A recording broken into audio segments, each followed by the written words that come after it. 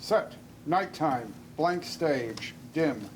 Most of stage hidden behind curtain showing the edge of silhouetted, shadowed ruins of an old factory.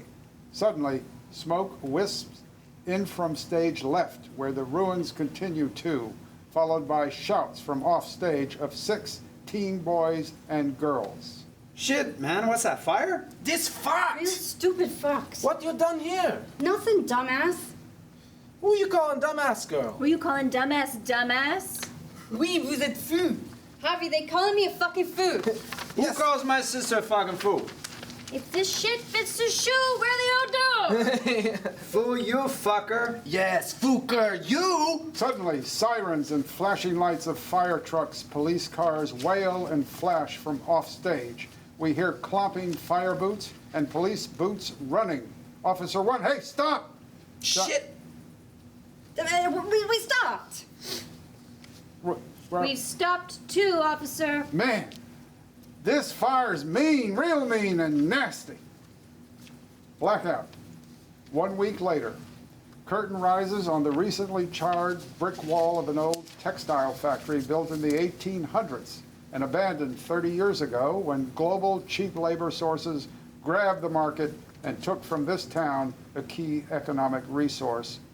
Large charred roof beams lay strewn, mixing with rotted beams that fell before the fire.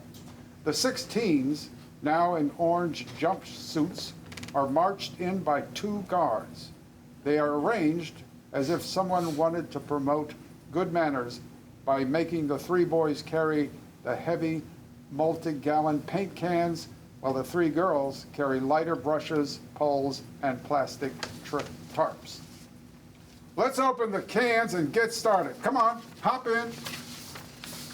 The boys open cans and all react to the gross tan color and odor. Oh, that looks like shit. Yes, dog shit. Big dog shit. Stinko big dog shit. Officer, why do we have to paint the walls? No one's gonna come here to work. This place has been dead here for 100 years. Only 32, girl. My mother used to work here when I was a boy, but it was closed before your kind came in. So we can't blame you for it. Look, you're going to either paint here or pick your noses in prison. Which will it be? Javier puts paint on brush, goes over to wall and starts painting. Others follow suit, but stay in their ethnic groups. Hey, you're right, it stinks in here. Let's go outside. Hey, you kids, you paint, and we're going to be right here, okay? Whatever. What kind of dog you think this shit smell like? Yorkie is too small. Pitbull would look darker. Great Dane would be massive and hard. Oh, Labrador maybe. Dogs on the brain, Richie? Well, most are a lot nicer than people. I know. And Arendelle, because he airs his shit. That's lame. Who you calling lame? Hey, sorry, come on, paint. Hey, you know, all the judge say is that we must paint, right? Yeah, you're not telling us something we don't know, so. So, no one's saying what we must paint, as long as we paint, right? No response. I'll be right back. Richie drops his brush and runs off opposite guards. Richie, come back. I'll go after him. No, you stay here. We're gonna get in trouble. I'll go, he's my brother. Thanks. Ali starts right after Richie, who rushes back on stage with a large, old paint-stained burlap sack. I ditched my beauties before they got me, and no one found it. What beauties. He means his paints. Just sets prime. Show me. Richie pulls out drip-stained spray cans of beautiful hues as all cluster around him.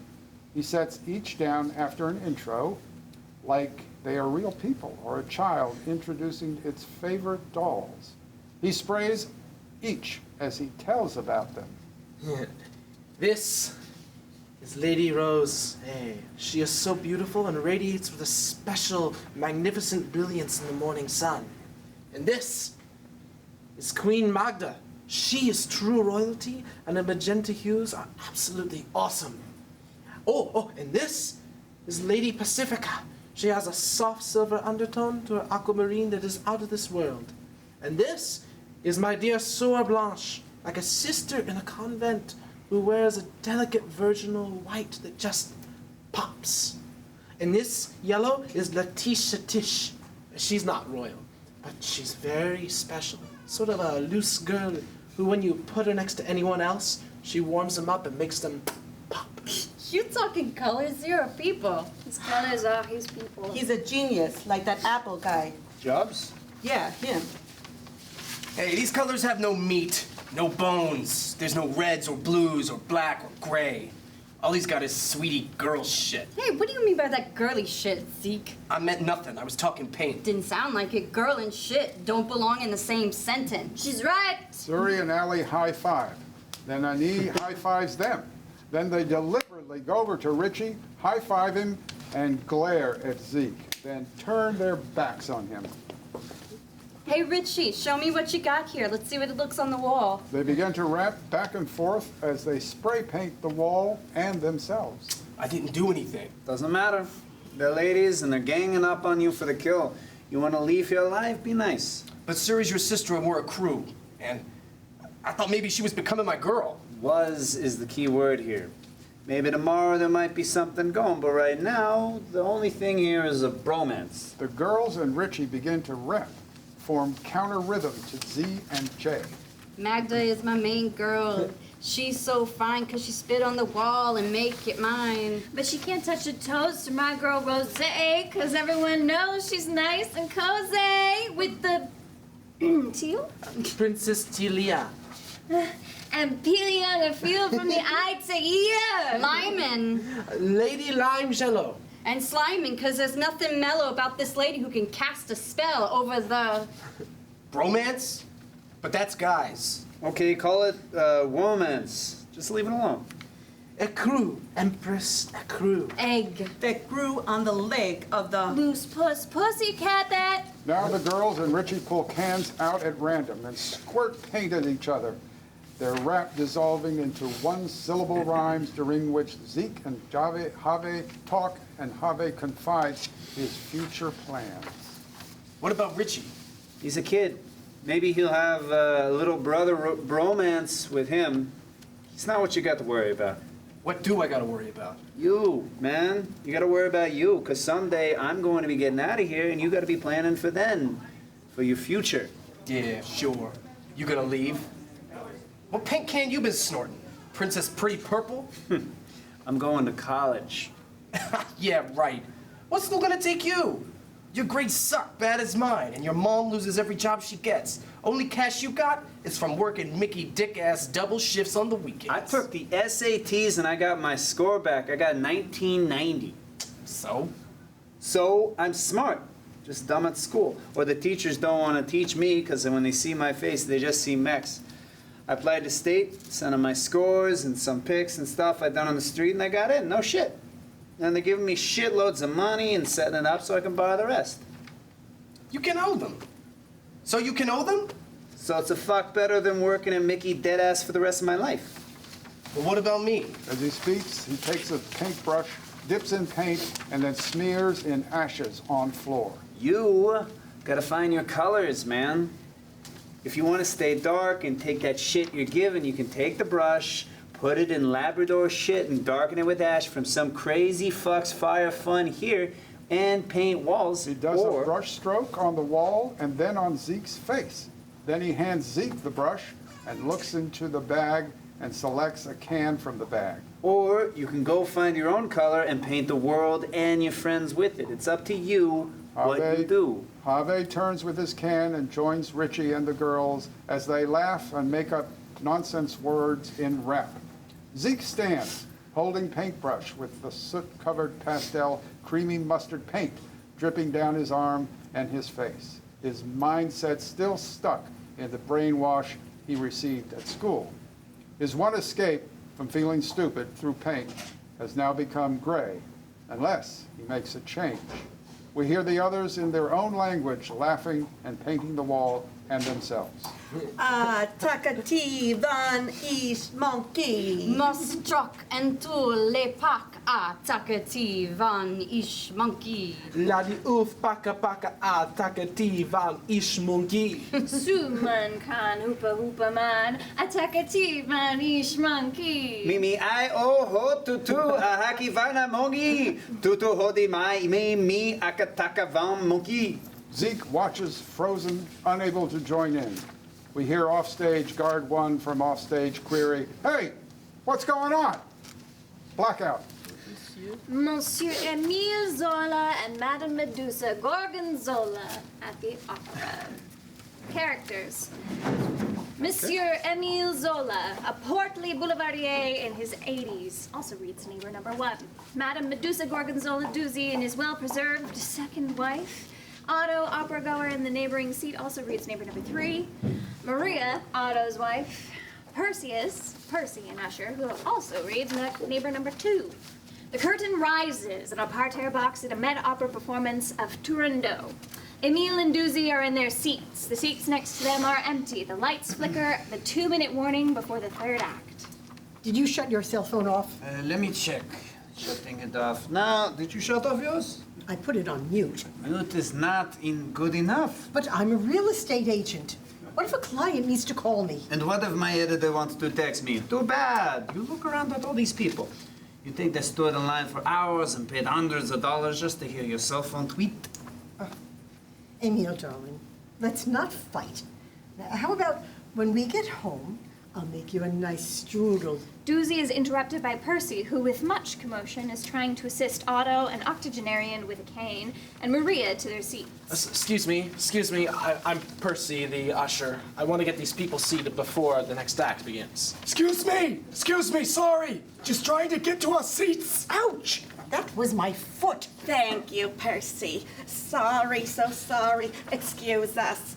So much traffic getting to the west side tonight. Then all the security. What with the president being here? Worse than the airport. At least at an airport has a golf cart. Here, nothing. You already missed the first 2 acts. I know. But a little something is better than a little nothing. Last year, I celebrated my 89th birthday. My son sends me a bottle of champagne. You think I could drink a whole bottle? My doctors, they would never allow. But a sip? I said, I'll take a sip. And then the traffic. 89 years old. And then the Uber car gets lost from 5th Avenue to here. Oh, you live on 5th Avenue? Where? What building? I know everyone. Forgive my wife for being nosy. She is a real estate agent. She cannot help herself. A modern working woman. What's wrong with that? Maria was always too busy taking care of the kinder and now the grandkinder, right, Maria? 50 years together. Does she look miserable? No. So do you have grandchildren too? Actually, Dozy is my second wife. My first wife died last year. Sorry. Doozy? Oops. I'm Emile Zola, and this is my wife, Medusa Gorgonzola. Call me Doozy. Everybody does. Doozy was one of the real estate agents who sold my apartment. First, she helped shop for my groceries, and she's doing my laundry and the cooking. You know how it is. Boy, do I? And then one thing led to another, and well, we were married at City Hall last month.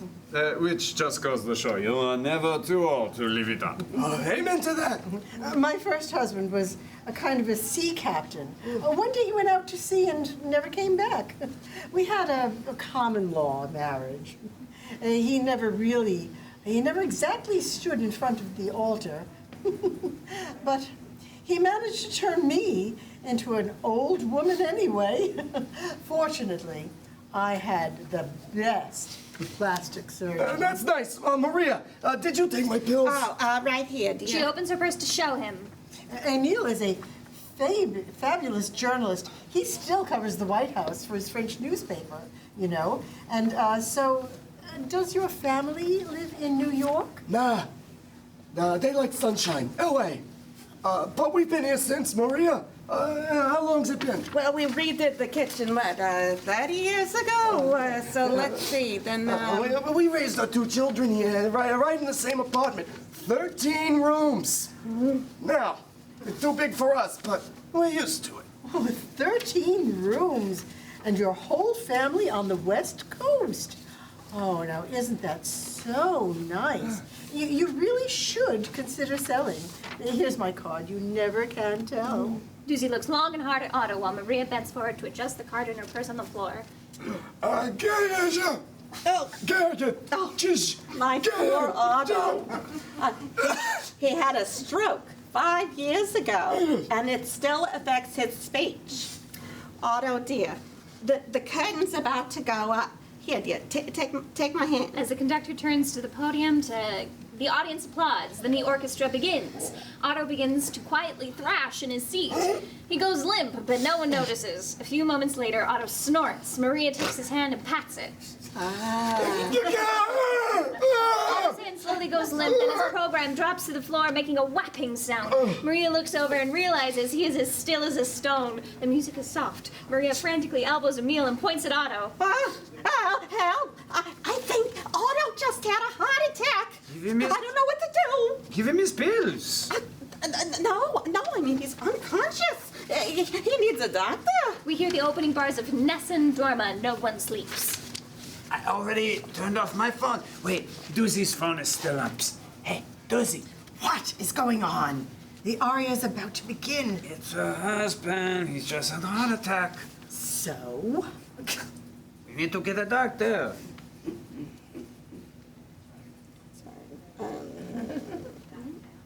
Oh, Emil, please. Oh, I'm so sorry. Oh.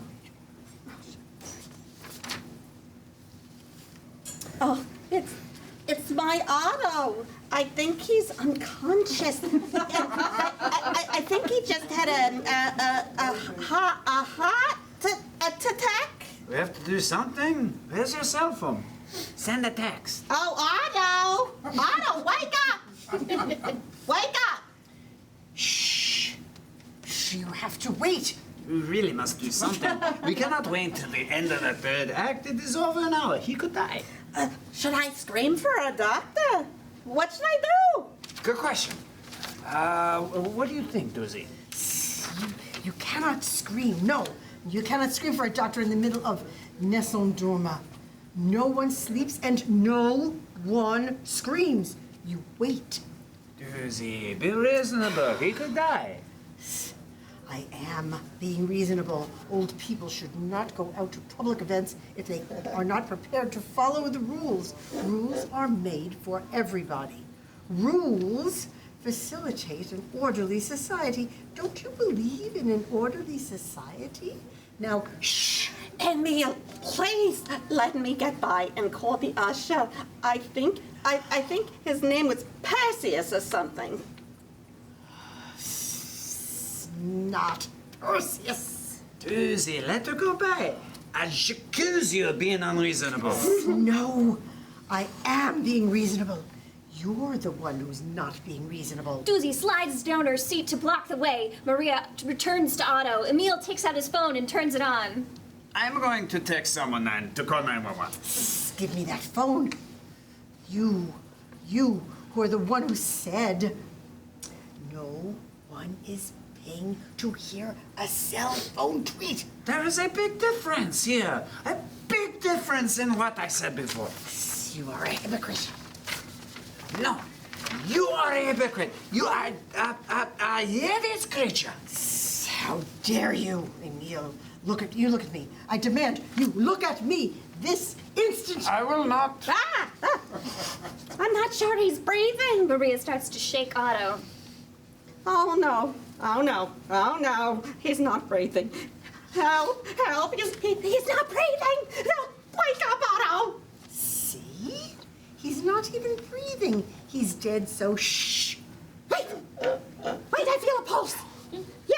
Yes, does anyone know CPR? See, she feels a pulse. I'm calling 911. By now, their commotion has caught the attention of others. Shh! What is going on? This ain't the movie. Shut up. quiet down there.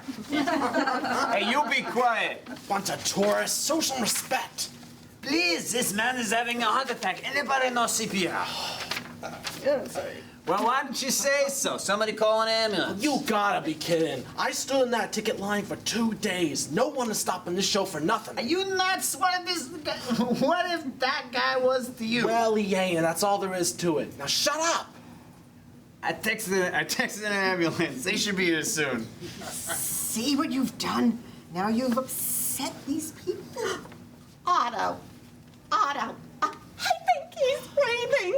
Do you have a mirror? Are you kidding? Why would I, of all people, have a mirror? Never mind. I think he's breathing. I just felt him spit in my hand. Otto, thank goodness you're alive. Otto convulses forward against the railing, then seconds later retches blood over the railing into the orchestra seats below, causing a commotion. Nevertheless, the performance continues as the music reaches a crescendo. Doozy leans over the railing to observe the results. Oh no. Otto, he has some tissues. Oh dear. Towel? Now look what you've done. You've ruined the crescendo, and that woman's fur coat is ruined. And look at that bald man's head. It's covered with blood. And even the president is looking up here.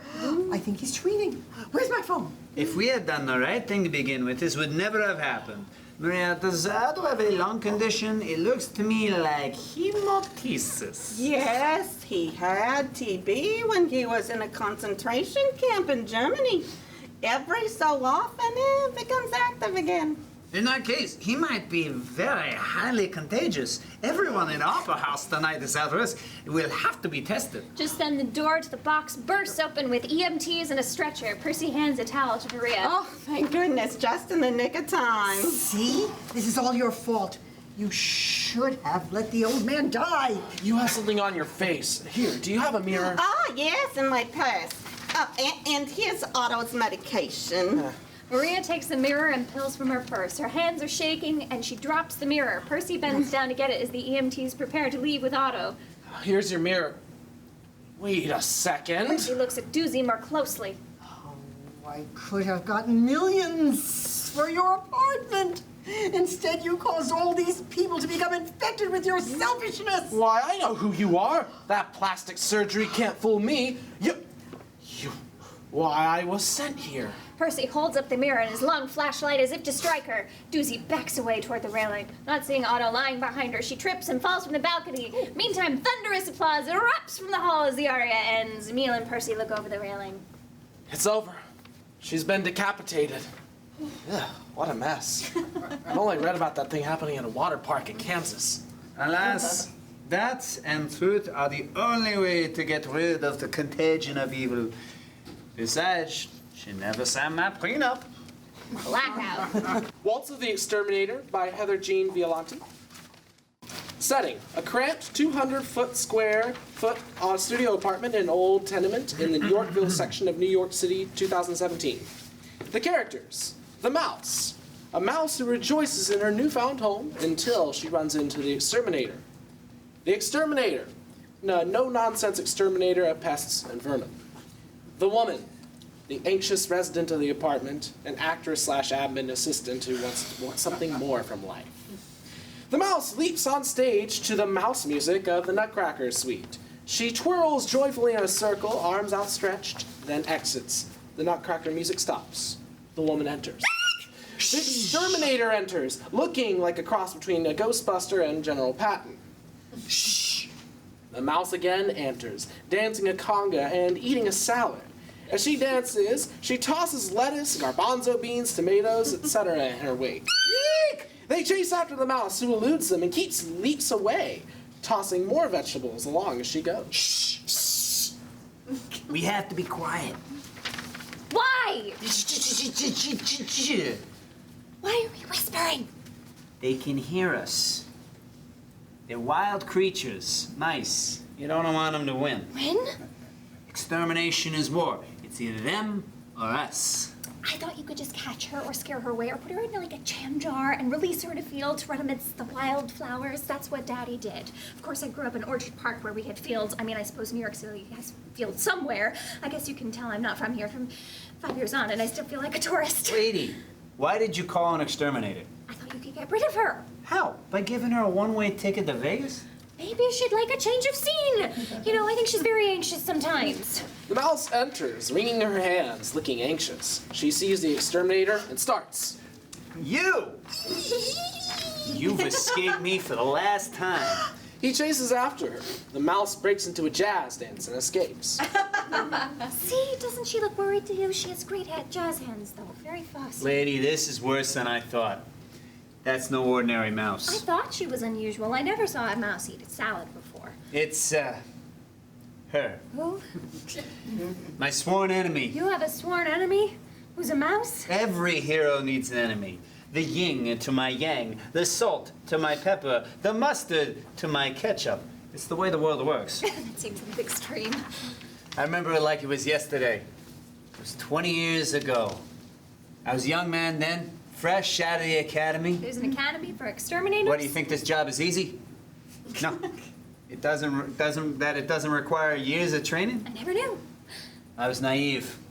I thought every problem could be solved with a glue trap and a few poison pellets. And then I saw her. Mouse enters wearing a boa. She was beautiful, and a boa, lounging at the bar. Mouse lounges. Our eyes met. Mouse locks eyes with the exterminator. Before I knew what I was doing, I extended my hand. He extends his hand. She put her paw in mine, Mouse goes over to exterminator, puts her paw in his hand. and we danced. They tango. And then my buddy Sal came in. He said, "What are you doing, dancing with the enemy?" And he went after her with a club, and she twirled away. Mouse twirls away. I vowed then and there never to let her win. Oh, sure, our paths have crossed from time to time on various gigs. Gigs? That's what we call our job in the industry. We got our own jargon, see? It's like the theater. I'm an actress. Maybe you've seen me. I'm the smiling mom in Bye Bye Baby commercial on YouTube. No. See, every so often I at a mean, my day gig, job, I I work in see an office. her. It's been In 5 years, my 2005, the family and friends YMCA say remodeled give in up, Brooklyn. pack it in, 2010, live in a maintenance on the crappy Plaza apartment with a Hotel. leaky radiator, 2012, you have Times no Square 401k, subway station. you're in a YouTube commercial, for And God's every sake. time she gets away, but not today. You still have feelings for her? Exterminator ain't got no feelings for no mouse. Sounds like she broke your heart. I have no heart. I think she was the mouse that got away. Yeah, the BFA musical theater. Maybe the mouse has a broken heart too. First, we're gonna go around the perimeter. He whips out a stack of glue traps. Glue traps, aren't those? Standard operating procedure. He places the glue traps around the edges of the room. Did you ever think maybe it doesn't have to be this way? What do you mean? Sometimes at work when it's been a really bad day and the copier's printed 900 one-sided copies of that double-sided fourth quarter report, sometimes I think, here I am, in New York, but maybe I should move to Pennsylvania. I could rent a whole house instead of a studio. There would be fields and trees and wildflowers, Queen Anne's lace and snapdragons in summer. I don't know anyone in Pennsylvania. As she speaks, the woman picks up the glue traps and throws them away into a bag. Neither do I. I mean, there has to be something more. I'm an administrative assistant in a brown bupkis and blood. I'm an actress who booked a YouTube commercial, but who am I really? An artist? Can I create art when I spend all my time working to make the rent on a studio that has a leaky radiator and mice? I'm not an actress. Who am I? Could I be happy with a field of flowers? Did you ever wonder, who are you? I'm the exterminator. Don't you dream of something else? Well, I always wanted. Yes? Nah, it's nothing. We all need our dreams, even if they're not what we think they are. Hey, what'd you do with the glue traps? I hate the thought of writhing in pain. Maybe you could just send her FedEx to Pennsylvania? Or I could just throw salt over my shoulder. Does that work? Let's try pellets. She smells the pellets. She takes them from the box. She thinks they're a treat, but really, they're poison. Couple of those, and it's so long. Farewell. Auf Wiedersehen. Goodbye. Goodbye. Sorry, just can't help myself. You are driving The me. mouse enters with a bouquet of snapdragons and Queen Anne's lace. She locks eyes with the exterminator. You. Aha. He whips out a glue trap. Mouse stares at him. Hey, it's my job. Hear her out. I know. We have history. I don't know what. I don't want the guys laughing at me. Do you always follow the crowd? What else can I do? Yeah, well, I always wanted to be a ballroom dancer, but I couldn't afford lessons. You have the soul of an artist. You still feel that way? After all this time? Yeah? Well, This is your chance. Maybe mine's in Pennsylvania. Snapdragons and Queen Anne's lace. okay. I guess I feel the same way about... Go on, take a chance. I love you, okay? Woman wipes tears from her eyes. I'm gonna lose my license for saying that. There are worse things. Mouse extends a paw. Exterminator puts down his exterminator gear, and he takes the mouse's paw. They dance a glorious waltz, twirling and twirling until they float off stage. Before they exit, the mouse throws woman her bouquet. Maybe the woman catches it, maybe she doesn't. After the mouse and exterminator are gone, the woman sighs. She examines the bouquet. She inhales its scent. Snapdragons and Queen Anne's lace. End of play. Open Season by Heather Lawson. Cast of characters: Diana, any age; Hunter, purpose-driven, matter-of-fact; Joshua, impatient, business bro type, loves Excel and cocaine. Act 1, Scene 1, present day. Night. The sounds of the deep woods, magical but unsettling. Lights fade too low. To a campfire in the middle of a thick forest, Diana, in camouflage, and an oh so careful not to make a sound, tracks her prey with a bow and arrow. We hear the crack of a limb. She snaps her body in that direction. Shh. The sound of heartbeats. The heart of her prey, or maybe it's her own excitement. Another crack. They both know she's closer, and the heartbeat quickens. And then, all of a sudden, we hear running. Bop, bop, bop, bop, bop, bop, bop, bop, bop. The sound of some creature, panicked and huffing. Diane shoots her arrow. Shit. She missed. Quickly, she shoots again. The sound of a small crash on wet leaves. The piercing scream of a man. He is seriously injured. Seems to me you have a decision to make, Joshua. I could finish the job now, which I don't really want to do, or you could come back over here where you are supposed to be, and we can figure this out some other way. If I even hit you, it was just barely. Probably the fall that got you. Come on back! Come on! Why are you such a bitch? Sir, I know this must be an unfamiliar situation to you, but I think you'd be wise to reconsider who is in charge. Come on back. Where do you think you're going to go? Look, see. Oh, fine. No! Puts her back on her person and moves off stage. No! Diana drags Joshua on stage by his good leg. His hands are bound. Joshua looks like hell has visited him 3 times over, and now he appears to have a broken leg. She dumps him by the campfire. She pours a cup of cowboy coffee and sits on the opposite side of the fire. Ugh, I don't know about you, but I'm tired. Coffee? Suit yourself. The silence seems to last a lifetime. Diana takes in the night sky.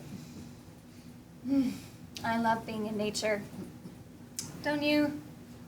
Black coal sky, shiny stars, Why are you doing this to me? glow of the moon. Or maybe that's Orion. You don't have to. You could just I think it's Orion. Hi, Orion. I won't say anything if you just let me go. You know, I just, people fall in love under a sky like this. please. People are falling in love right now. Please! Oh, but not me and you. That would make things weird. Joshua begins Oh. to cry again. God, here you go again. Look, you win some, you lose some. If it makes you feel better, I will let you know. I'll let you have a say in how you want it to end. I don't deserve to die! You've been identified as an asshole, and as you should know now, it is an asshole hunting season, so... That's not a thing. I wouldn't say it's widely adopted, but we're getting some steam, and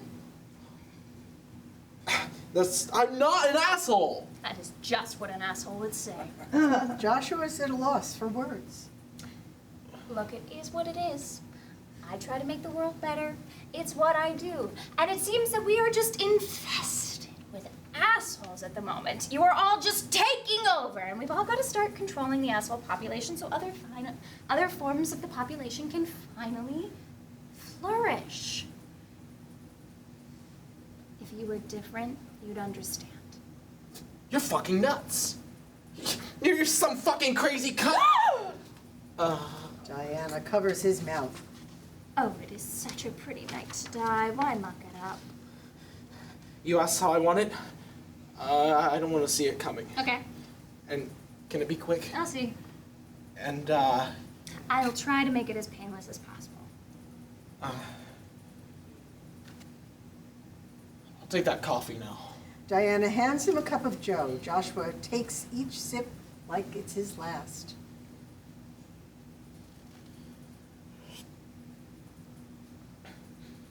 I always hated camping.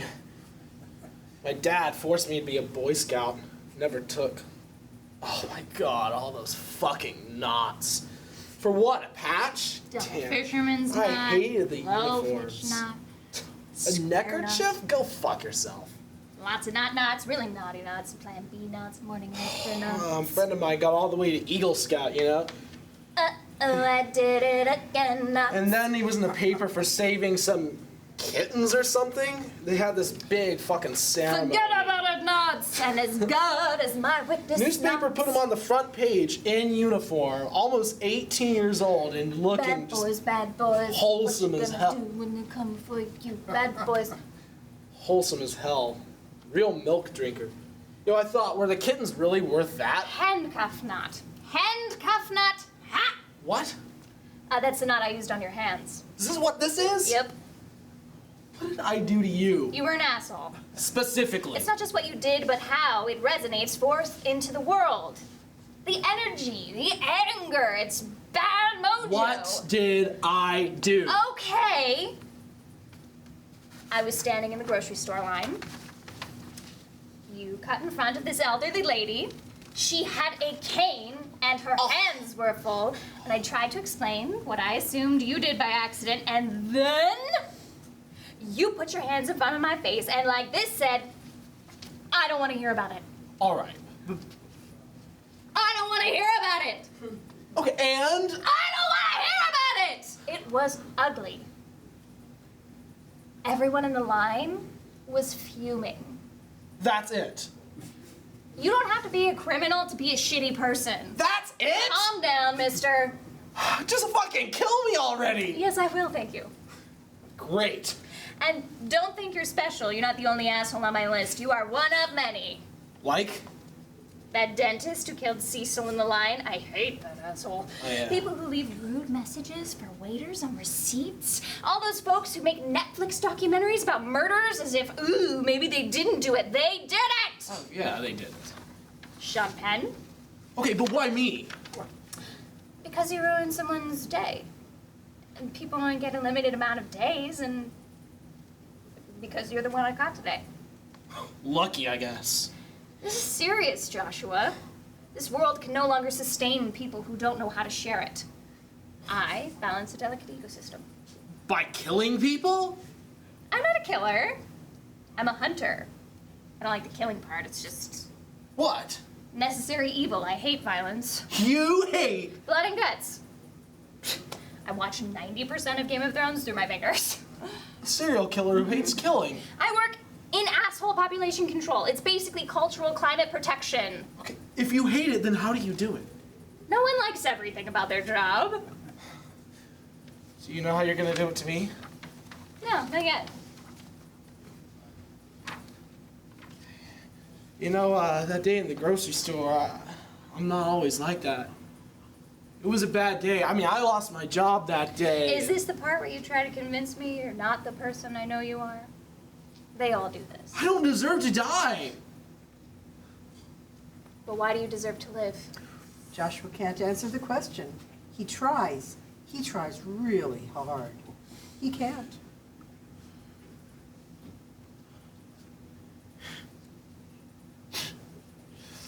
That's the cruelest thing anyone has ever said to me. I wish it wasn't this way. Joshua looks up at the sky. And by the way, you were right, it is Orion. So shiny. Because the sky's so black, that's why. In the dark makes the light shine brighter. Can't have too much, can't have too little. That's how it works. Yeah, I could use a refill. Diana takes his cup, refills. Hey, when's the sunrise? A couple hours or so. Maybe we can watch the sunrise. I can't tell you when I was up early enough to see a sunrise last. You know, you could just leave me. I'm not going anywhere, not with this leg. And let the bears get me in the morning. Then you don't have to, you know. Yeah, I know you don't want to. And maybe my last thing can be something for someone else. Yeah.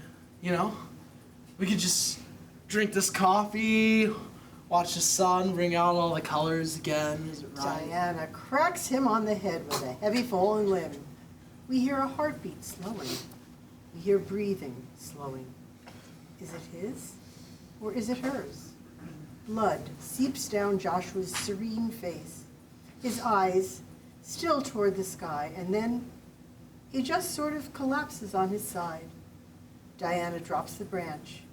She puts out the campfire, picks up her bow and arrow, and leaves. The sounds of nature refill the air. Does everything seem nicer than before? Orion shines his light on Joshua as the lights fade to black.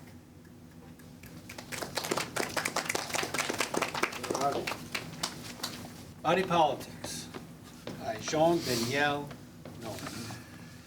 Cast: Rats Ratskoff, political operative and fixer. Zag Henley, video editor.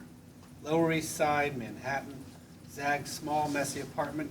Desk chairs, video equipment, empty coffee cups. Rats and Zag are intently watching a video. Take off your socks, dude. I hate it when they keep their socks on. Could be him, right? Pig. Told you. I mean the broad. Could be the senator, right? Could be. Or some fat white guy who looks like him. You can make it look exactly like the senator. Maybe. You'll do it. What's the pay? 40. I thought you said 100. I did. You get 40. 40 grand. I don't think. 45,000 bucks. How much time? The election is 4 weeks away. Not much time. You gotta have a deep fake in a week. Deep fake takes time, rats. Takes money. Shadow the face, flip the money shot, audio, the senator's voice. It takes time. 50 make enough time? Might make it look more like it really is your senator or Boy Scout plowing some broad in a motel room. Might really mess up his life. Work, marriage. You got a family? 2 kids, blonde wife, big teeth. This will kill his career. Dead. Just because they think he hoes some campaign worker in a Motel 6? Bastard. You really hate this guy. No, I love him. Want to make him famous. I mean, you upload this vid, if I alter it, your man can't go anywhere on the planet without some asshole coming up to him and saying, yo, dude, I saw you hosing some bitch in a Motel 6. Cheap bastard. Dude, you couldn't upgrade, it was Super 8. I mean, you were once a fucking U.S. Senator. When can you have it? When it's done, and if. You gotta be careful. Don't want fingerprints, do we? No, we don't. Still, I don't get why you hate Senator McDick so much. You gotta go film some other guy that looks like him so you can destroy his entire fucking life. Maybe I need the money. Who's paying for this? Who hates him so much? They hate him enough to pony some real money. You're real chatty Cathy today, aren't you, Zag? Let's just say it's a tight race. Some people are very interested in the outcome. Let's just say this guy heads a Senate committee that will determine the future of gay rights for a generation. He gets reelected. He'll have all the cocksuckers and mug brunchers in the U.S. rounded up and renditioned to some fucking Wahhabi country like Saudi Arabia, a place where fags can be stoned to death. Let's say some people don't want that to happen. Oh, come on, that can't happen here. Man actually said America would be better if a country, if stoning were allowed. Do you ever really tell the truth? I tell the truth always, when it's necessary. You tell the truth always. Wait. Run that by me again? Look, the guy chairs the health committee. He can fast-track drug legislation. There's a drug that may be promising, save a lot of lives. This vid might help dickheads see the wisdom of approving it. That means a lot to me. Fucking politics. I don't give a shit about politics. So you hate him, so you need some approval, so fucking whatever. But whatever you're doing, you're destroying his life. Wife, kids. Collateral damage. Look, it's a game. They know the rules. They know the... What rules? They know they can lie and cheat because they know they'll be punished if they get caught. It's okay to dick people because if you get caught, you burn in hell. Because it's okay, but you burn in hell? Sure. If you accept the possibility of punishment, it's okay to get some cooch in a Motel 6 and lie about it. Even if you didn't fuck this one, you fucked somewhere else. That's why you ran for office. To fuck people. You make it sound like a religious calling. They're hard-ass Christians, man. They rule this country. Politics is Protestant. Protestant? What the fuck are you talking about? Puritan fathers, Calvinist shit. You know, I'm just a poor pilgrim in the Vale of Tears shit. All kinds of temptation and sin just coming at you all the time. All the power and pussy and temptation. Here's my vote, lower my taxes. Here's a big bag of cash, fix my zoning. Here's an intern, screw her. Yeah, whoa. And you can't resist. You're weak. You're imperfect. You're a pathetic goddamn sinner. But it's okay to fall, because, you know, God will speak to your skinny Protestant ass, and you won't be spanked, because it reminds you you're a Christian, and not some godless fucking fag. Come on, rats. Catholics got politics, too. Yeah, but with Catholics, you can be forgiven. Go to confession, say, I'm fucking sorry, Father O'Cock. Priest forgives you. Yeah, sure. Forgives you, but he's getting a blowjob in the confessional. You're disgusting, Zach. Look, I need your help. I'm asking. I'm begging. You're not paying. You're killing this guy for something he didn't do. He's done worse. I don't know if I can for measly 50 grand. You think I want to do this? Even though I know what the guy did? But he didn't do it. It is not him. Remember that kid in Arizona, 10 years ago? 17-year-old kid got beaten up by two guys because he was gay. Got tied to a pickup and dragged for a half-mile on a rocky dirt road and left for dead in a ditch. I don't watch politics. Senator McDick's home state. He was the state's attorney general at the time. Word was he helped the defense, got the scum who killed the kid time served, got them off. Made it appear the kid came onto them. He ran on that when he ran for senator. Elect McDick senator, a good Christian. Fucking politics. Politics is personal, Zag. It's got consequences. Senator Dickhead doesn't get this thing approved, people will die.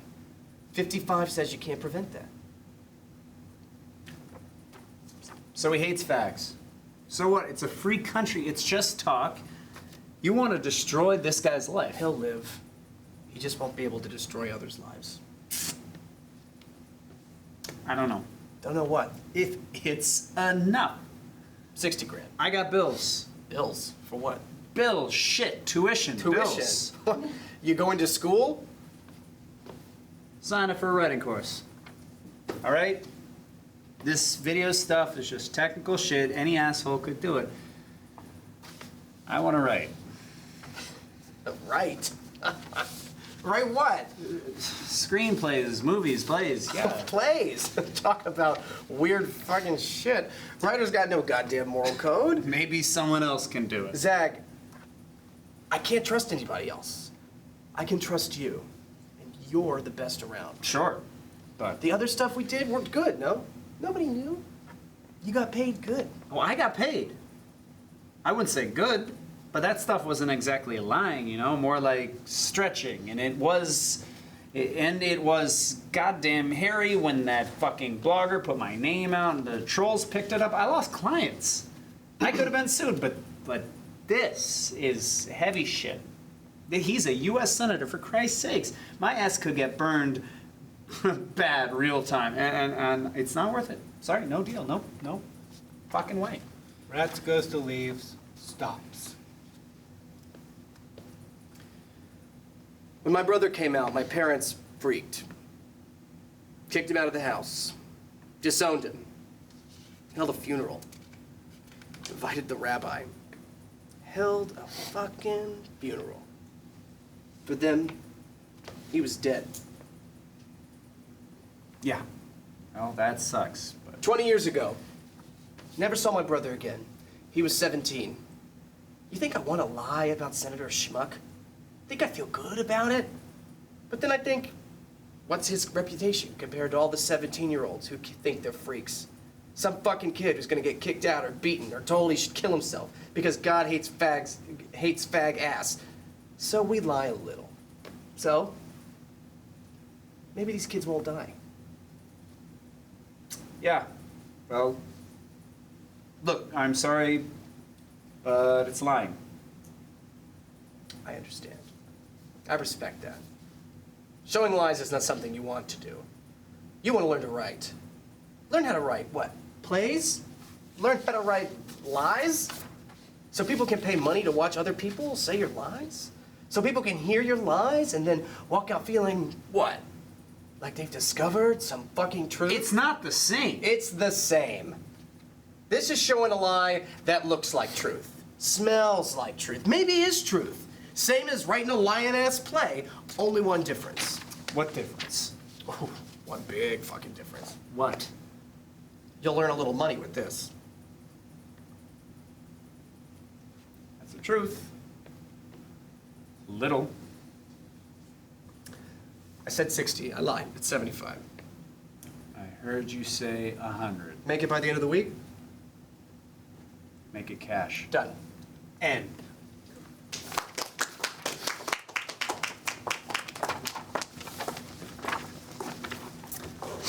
Blackout. Molly, an elderly woman, 60s. Ellis, an elderly man, 60s. Place, a dining room in Washington, D.C., 1976. The play opens in complete darkness. Molly and Ellis sit in front of a pile of hard-shell blue crabs at their dining room table. The sounds of talking, cracking, and gnawing take place in the dark. The play remains in blackout until the very bitter end. My God, I know. it's so big. And look at this. You have two of them. I can. What, Ellis? What? I can give you one. Oh, Ellis. Here. Oh my God. It's not only big, it's hard as a rock. Here. What do you want me to do with this? Just smash it. Break it. Won't it splatter all over the place? Don't worry about it. I have a bib on. Ow! Ow! Ellis. Just kidding. Hey, do you remember the last time we had the lights went out like this? Oh, I do. And we certainly were not doing this. No, we were younger then. It was back on Everett Street. And Vic hadn't even been born yet. And Marilyn was still locked in the crib. Oh, she was asleep. We didn't ignore her. Not that time, at least. Oh, she was such a needy child. I don't know. Do you remember how they were? I think they were smaller. Well, not that. Like I said, when When the lights went out? Yeah, that was a long time ago. 30 years at least. Do you remember what we did? Molly, please. We were so much younger. Alice, please. The secrets. Well, like I said, we were much younger then. So? So we didn't have as many secrets then. Really? Then maybe this is the perfect time to play the game again. And ruin these delicious crabs? Why would you want to do that? Oh, it would ruin these delicious crabs, really. Look, anyway, everything that happened a long time ago. Everything? Oh my God, look at this one. This one's even bigger and heavier. Ellis. Now, what do you mean it would ruin our dinner? Last time, it only brought us closer. Yeah, but last time, the only secret was that I wanted to take you to a sex show in Cuba. And we did. Those were good times. What, Ellis? What are the secrets now? I'm on my third one. These are so big. I'm not sure I can have much more. We can give the test to Betty. We can give the rest to Betty. Now, Ellis, what are you talking about? She doesn't work tomorrow. Now, Ellis, I'm going to throw this crab at you if you don't tell me what you're talking about. That would be a good waste of... Oh, no. That would be a waste of good... no, great crab. Ellis! Well, you always get your way, but be careful what you wish for. Okay. You go first. I've looked on a lot of women with lust. I've committed adultery in my heart many times. What are you now, Jimmy Carter? Haven't you looked at men that way? Well, of course I have. And what else? Have you ever lied to me? Well, have you ever lied to me? I asked you first. Fine. Yes. I've lied to you. Have you ever lied to me? What did you lie about? I've eaten bacon. When I've been out with Anna, at the diner. And you didn't see anybody there you knew? From the club? And they were usually eating bacon too. I even saw the Gabbai there once. Really? Mm-hmm. Yes, Ellis, really? We're not as pure as you are, you know. Now, what's your secret? I've certainly never had bacon. Oh, for God's sake. We've been eating crabs since we met. They're not kosher. But never in public. Your turn. Tell me a secret. What if the lights come back on? Oh, they haven't. What's your secret? I gave Marilyn some money when she got into, When she was with that heroin addict and wanted to bail him out of jail? She loved him, Molly. Oh, he was trash. He was garbage. She deserved what she got. How much did you give her? It did cut into your spa visits, okay? Don't worry. I can't believe you did that. Behind my back. And the worst you've done is eat bacon. Oh, I see. Well, what is it? Molly? What? I helped Victor get into Landon. What do you mean you helped Victor get into Landon? Well, his grades weren't as good as, and he did get kicked out of Marsh, so he wasn't exactly prime candidate for the best prep school in the area, so So? Well, you wanted Victor to have the best education, didn't you? He got into Yale. And you? I met with Banfield privately to explain things. What, you sucked his dick, Molly? Oh, of course not. Good God, no. Of course not. You wouldn't even do that for me. How did you convince him? Well, it was before I needed to diet. I mean, spend the winter at Safety Harbor. So I was still... What did you do, Molly? What did you do? I gave him a massage, that's all. Where, Molly? On his shoulders? Were his shoulders tight? He was tight, that's for sure. I see. And he was like these crabs. I see. It was for Victor, Ellis. And you never did anything at all? I have a separate bank account. What? I made all the money, Molly. You just lived off of it. Well, how much is in it? And what is it for? You have plenty, don't you? Have you ever wanted for anything? Has there ever been something you wanted that you couldn't have? What was it for, Ellis? When me and Sid and Pfeiffer and Zirkin went marlin fishing in Tampon Springs. Tarpon Springs. Weren't marlin fishing? Of course we were marlin fishing. There's one hanging in the living room over the fireplace. I didn't buy that, Molly. I see. I don't get it. What did you need the money for? We needed it for other stuff. There were girls. There were girls? Oh, you mean like whores? We paid them, but we got to know them pretty well. They were more like friends. Oh, more like friends. You know, that's disgusting, Ellis. And God knows what kind of disease you could have brought back here. You'd already cut me off, so it didn't really matter, did it? Maybe I had a sixth sense about these things. I only started that because you wouldn't do things. What things? Take me in your mouth. Guess what? I did do that. Just not with you. With who? You were a 19-year-old virgin when I met you. With Banfield. You just said you did it with your hand. Now, Victor's grades dropped. I wanted him to get into a good college. I can't believe this. Well, you were sleeping with whores. But you were a whore! Lights, power on. They're sitting across the table, each holding a large crab, about to throw it at the other one. Curtain.